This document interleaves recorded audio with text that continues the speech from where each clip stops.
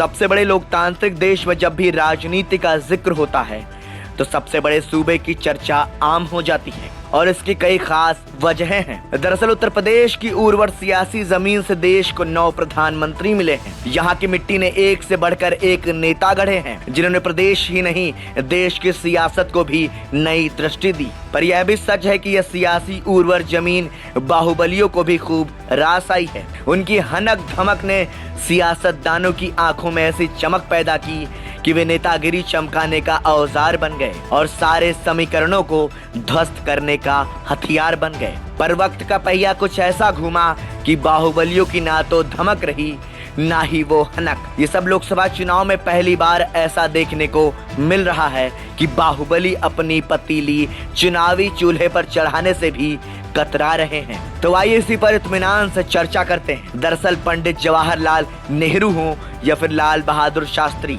इंदिरा गांधी, चौधरी चरण सिंह, राजीव गांधी, विश्वनाथ प्रताप सिंह, चंद्रशेखर और अटल बिहारी वाजपेयी हो या फिर मौजूदा प्रधानमंत्री नरेंद्र मोदी, इन सभी ने दिल्ली की कुर्सी का रास्ता वाया उत्तर प्रदेश ही तय किया। यही वजह है कि सत्ता के गलियारों में कहा जाने लगा कि दिल्ली की कुर्सी का रास्ता लखनऊ से होकर गुजरता है। पर प्रदेश में एक दौर ऐसा भी देखा गया जब बाहुबली सियासत की अलग भाषा और परिभाषा लिखने लगे। बीते 3 दशकों की यूपी सियासत पर नजर डालें तो तमाम बाहुबली अपने दमखम से सत्ता दिलाने और खुद भी माननीय बनने की होड़ में रहे। पश्चिम में डीपी यादव से लेकर पूर्वांचल में मुख्तार अंसारी की कुनबे ने सभी प्रमुख दलों में अपनी पैठ बनाई। पर साल 2017 के बाद एक बड़ा टर्निंग पॉइंट आया। सलाखों के पीछे रहकर भी सियासी उलटफेर करने का दम रखने वाले तमाम माफिया इस बार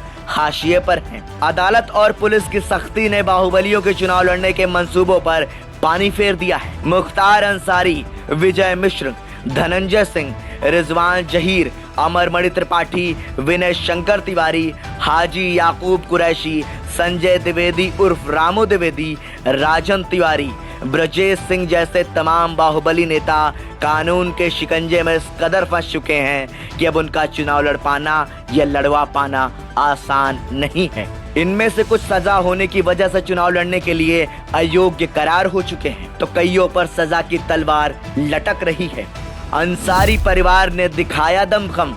मुख्तार अंसारी के भाई अफजाल अंसारी ही सिर्फ अपने कुनबे की सियासी पहचान को बचाए रखने की जद्दोजहद में जुटे हुए हैं। अंसारी परिवार के 3 सदस्य वर्तमान में निर्वाचित जनप्रतिनिधि हैं। इनमें अफजाल अंसारी गाजीपुर से बसपा सांसद हैं जो इस बार भी सपा के टिकट पर चुनावी मैदान में हैं, जबकि मुख्तार अंसारी का बेटा अब्बास अंसारी मऊ सदर से सुभाषपा का विधायक है। मुख्तार के भाई सिकबतुल्ला का बेटा शोएब अंसारी उर्फ मन्नू गाजीपुर की मोहम्मदाबाद सीट से सपा विधायक हैं। छोटे दलों से बड़ी आस।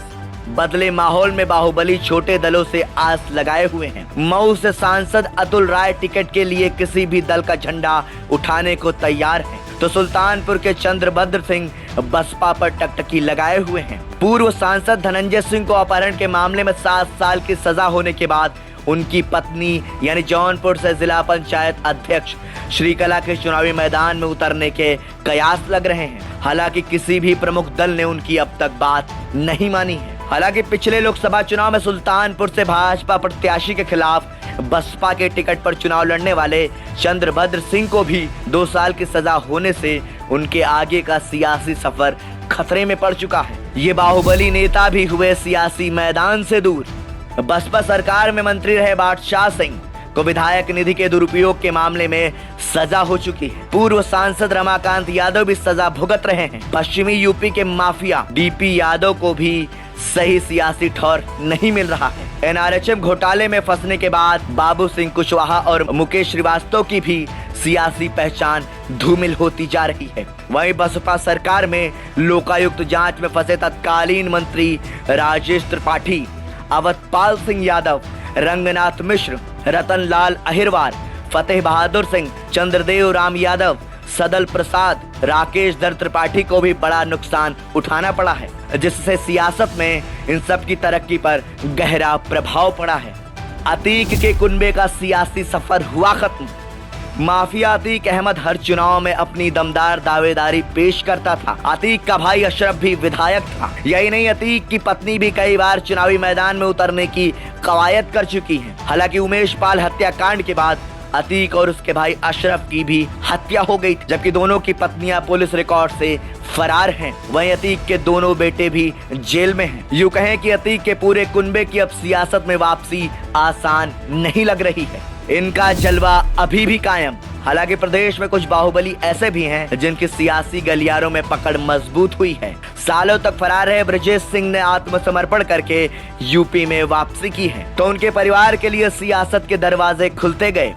यही वजह है कि ब्रजेश और उनकी पत्नी एमएलसी बनी और अब वह बेटे को राजनीति में स्थापित करने के लिए लगातार प्रयासरत हैं। गोसाईगंज से विधायक अभय सिंह का तमाम दुश्वारियों के बावजूद सियासी सफर जारी है और यही वजह है कि राज्यसभा चुनाव में उन्होंने भाजपा समर्थित प्रत्याशी को वोट देकर अपना नया मुकाम हासिल किया है।